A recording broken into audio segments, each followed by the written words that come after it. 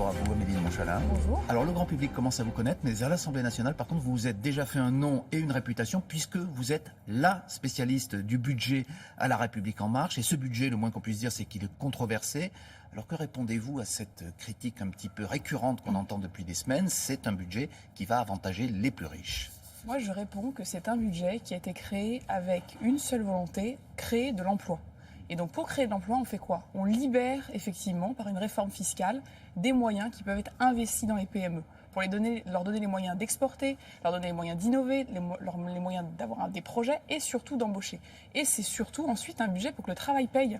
En France, quand on est au SMIC, on voit bien que le travail que l'on fournit ne permet pas d'avoir les revenus nécessaires. Pardon, Amélie de Montchalin, mais ça, les Français ne l'ont pas perçu. Lorsqu'on les interroge par sondage, ils considèrent que ce budget, il avantage d'abord les grandes fortunes, les chefs d'entreprise, les plus hauts salaires, et à l'inverse, il désavantage les smicards et les plus pauvres. Mais c'est là où je pense qu'il faut qu'on se remette dans l'esprit de ce qu'on est en train de faire. Effectivement, la réforme fiscale, on en parle, on peut l'annoncer, on l'a votée, on lève le bras à l'Assemblée, ça se passe. Les mesures de pouvoir d'achat, elles vont se mettre en œuvre en janvier, au cours de l'année 2018, en octobre. On les verra quand? Le 31 janvier, sur la feuille de paye des salariés, le pouvoir d'achat augmente.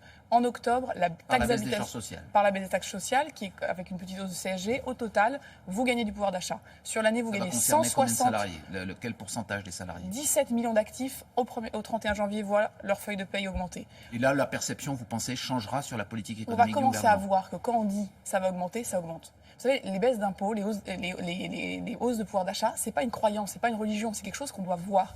La taxe d'habitation, c'est 11 milliards d'euros qu'on va rendre sur 3 ans à plus de 10 millions de familles françaises. Ces 10 millions de familles, au mois d'octobre, elles vont voir qu'effectivement, elles payent moins. Sauf que voilà, la différence, c'est que d'un côté, il y a un grand débat, c'est des heures à l'Assemblée, des nuits à l'Assemblée, et de l'autre, c'est des choses qui vont se passer. Le minimum vieillesse, il va augmenter de 30 euros en 2018, et puis 30 euros en 2019, et puis 30 euros en 2020. Donc ça va prendre un peu de temps, mais je pense que les résultats seront là, on les a votés pour qu'ils soient là, et donc là, on verra les choses différemment. Emmanuel Macron a dit, encore en Guyane, il y a quelques jours, qu'il n'était pas le Père Noël. Donc c'est pas Noël, mais c'est en janvier, c'est ce que vous dites. Ce que je vous dis, c'est que justement, on n'est pas le Père Noël, on n'est pas là pour faire des cadeaux. Cette histoire de cadeaux, moi, elle m'énerve parce qu'on n'est pas député pour faire des cadeaux. On est là pour que la France se remette en marche, pour qu'il y ait de l'investissement, pour qu'il y ait de l'emploi, pour que le travail paye. Donc effectivement, on n'est pas là pour distribuer de l'argent qu'on n'a pas, on est là pour être raisonnable, on est là pour tenir nos engagements, on est là aussi pour ne pas financer ses dépenses sur la dette et donc des impôts pour nos enfants. Tout ça se fait de manière organisée et se fait dans le temps.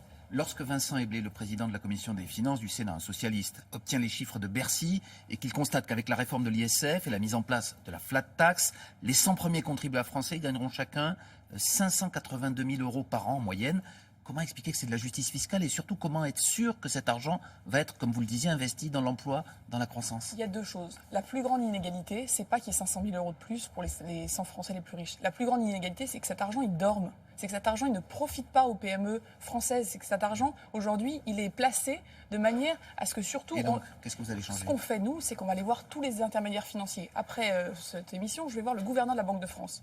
On va avoir un dialogue pour dire, voilà, comment on mobilise tous les intermédiaires. C'est quoi un intermédiaire? C'est un banquier, c'est un conseiller en gestion de patrimoine, c'est tous ceux qui sont entre l'épargne d'un côté et l'investissement de l'autre. C'est à eux, maintenant, qu'on passe le relais. Nous, on a voté une réforme fiscale. Ça libère de l'argent. Maintenant, eux, leur métier, c'est de faire que cette épargne, elle aille dans les entreprises. Comment vous allez leur mettre une sorte de pression? Mais tout le système aujourd'hui voit bien qu'on a un problème, que c'est pas normal que tous les Français, on leur dise, avec une assurance vie, un PEL et puis un livret A, vous avez fait votre travail. Bien sûr que non.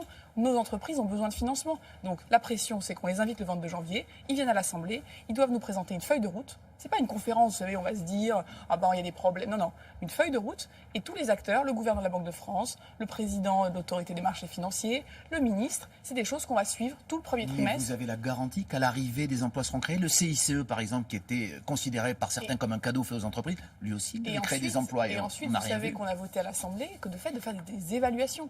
C'est bien beau de parler avant, ce qu'il faut, c'est regarder que pendant et après, ça se passe. Si dans 2 ans, on se rend compte que ça ne marche pas, on en tirera les conséquences, on ajustera les mécanismes, on sera peut-être plus coercitif, mais il faut laisser le cycle se passer, le suivre de très près, suivre les acteurs, les suivre vraiment pour que ce qu'on leur demande de faire, c'est-à-dire faire leur métier, eh ben, ils le fassent à nouveau. Amélie de Montchalin, un autre sujet. Vous êtes une personne qui a eu beaucoup de diplômes et justement aujourd'hui, la réforme de l'université va être présentée par le gouvernement.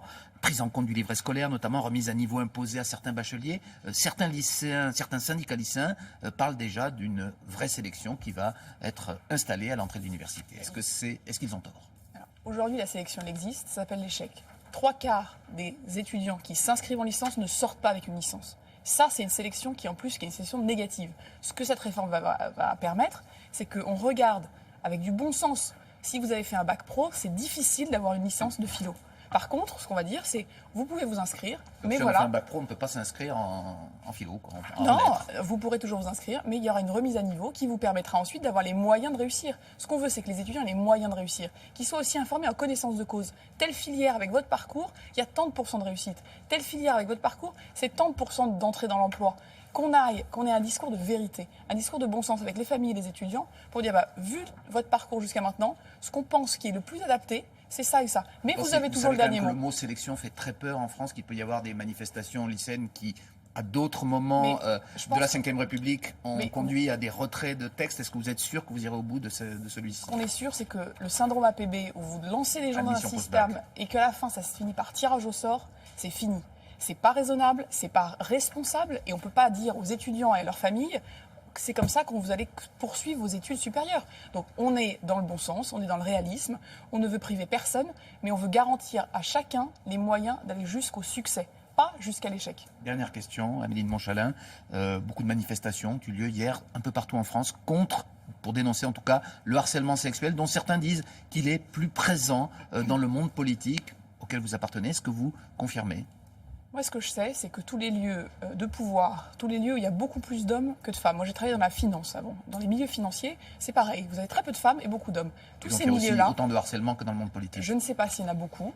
Moi, je n'ai pas été confrontée personnellement à ces situations dans le monde politique. Ce qui est certain, c'est qu'il est essentiel que la parole soit aussi libre dans ces milieux-là que dans les autres, que la justice puisse faire son travail de la même manière, et que c'est pas parce qu'on est entouré de gens qui sont puissants, comme on dit, que femmes, on devrait se sentir moins libre et moins protégée.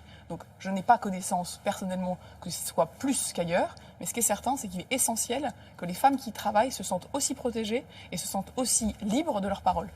Eh bien, merci beaucoup Amélie de Montchalin. C'est à vous Thierry, très bonne journée.